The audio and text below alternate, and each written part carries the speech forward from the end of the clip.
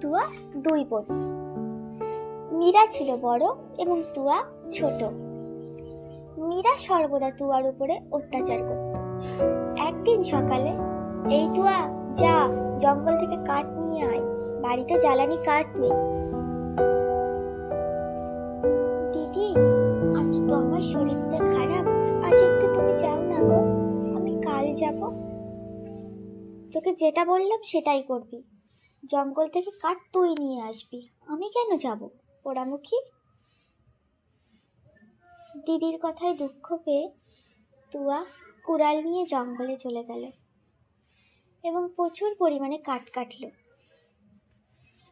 কাঠ কাটতে কাটতে হাঁপিয়ে গিয়ে তুয়া একটা গাছের নিচে বসল। তখন সে দেখল পুকুর পাড়ে একটা মাছ ডাঙায় উঠে ছটফট করছে। তুয়ার তাকে দেখে খুবই মায়া হলো। তখন সে মাছটিকে নিয়ে জলে ছেড়ে দিল। যখনই সে মাছটিকে জলে ছেড়ে দিল, মাছটি একটি জলপরীতে পরিণত হলো। তুয়া অবাক হয়ে গেল।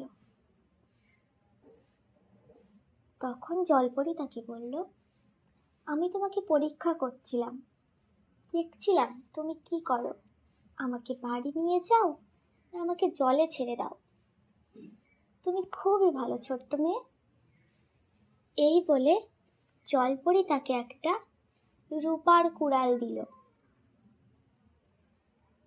এবং বলল, এই কুড়ালের কাছে তুমি যা চাইবে তুমি সেটাই পাবে।